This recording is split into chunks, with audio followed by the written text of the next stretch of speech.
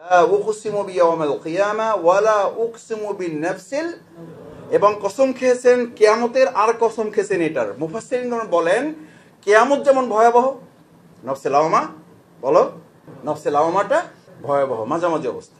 আমি সাথী হতে চাই এই জন্য যে আমি আসলে কি হতে চাই, সদস্য হতে চাই। মানুষ অনার্স পাস করে কেন?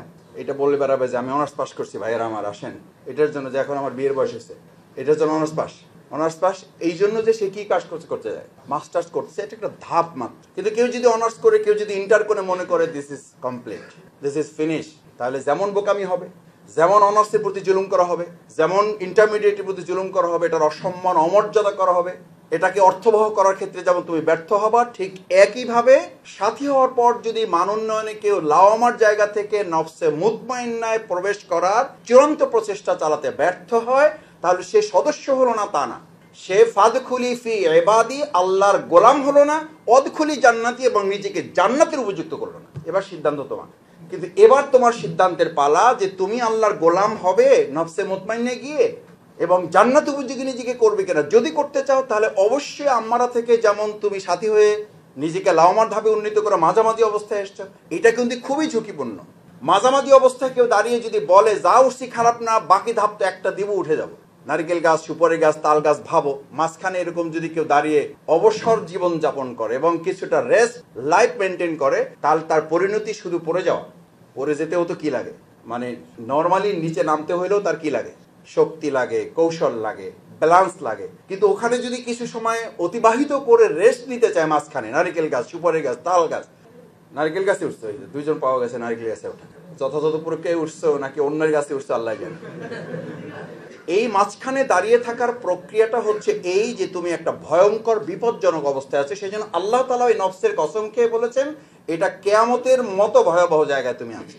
তোমাদের কাছে অনুরোধ হচ্ছে যে মান উন্নয়ন করার চেয়ে মান সংরক্ষণ করাটা, স্বাধীনতার যেমন কথা, স্বাধীনতা অর্জন করা সহজ, রক্ষা করা, তোমরা সাথী হয়েছে এটা সহজ। সাথী হয়ে মান সংরক্ষণের অর্থই হলো মান উন্নয়নের চেষ্টা করতে থাকা। বুঝো, কোরআনের নির্দেশ জাক্কাহা মানে হচ্ছে it is a continuous process. তুমি যখন ভাববা তোমার মান উন্নয়নের কাজ সম্পন্ন, ওখান থেকে মান উন্নয়ন আর হবে না, ওখান থেকে কি হবে, পতন হতে শুরু করবে। যে আমি উঠে গেছি, আমি জেনে গেছি, আমি ভালো হয়ে গেছি। এই ভালো হয়ে গেছি কথাটা তো ইবলিস বলেছে, আনা খায়রুম মিন, আমি ভালো, আমি তো সবার চেয়ে ভালো, আমার আর কি দরকার। এখান থেকেই সে ফেরেশতাদের সর্দার থেকে শয়তানের সর্দার হয়ে গেল।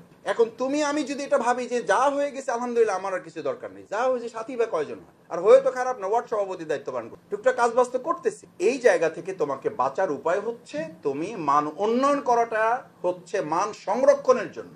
মান সংরক্ষণের আলাদা কোনো পদ্ধতি নেই। মান সংরক্ষণের পদ্ধতি হচ্ছে তোমাকে মান উন্নয়নের জন্য চেষ্টা অব্যাহত রাখতে হবে। আমি তোমাদের কাছে সেই প্রত্যাশা ব্যক্ত করে আসো, আমাদের সদস্য হওয়া শুধুমাত্র একটা পদ পদবি কিংবা কোনো একটা সার্টিফিকেট বা কোনো একটা পজিশনের নাম নয়, সামগ্রিকভাবে জীবনটাকে একদম ফুল রিফরমেশনে নিয়ে যাও। যে আমি ফাদখুলি ফি ইবাদি, আমি আল্লাহর গোলাম হব, ওয়াদখুলি জান্নাতি, এবং জান্নাতের উপযুক্ত একজন যুবক হিসাবে, তরুণ হিসাবে, মানুষ হিসাবে নিজেকে প্রস্তুত করবো। পারবো ইনশাআল্লাহ।